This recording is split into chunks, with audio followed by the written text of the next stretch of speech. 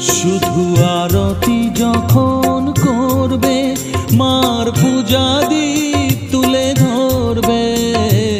আরতি যখন করবে মার পূজা দীপ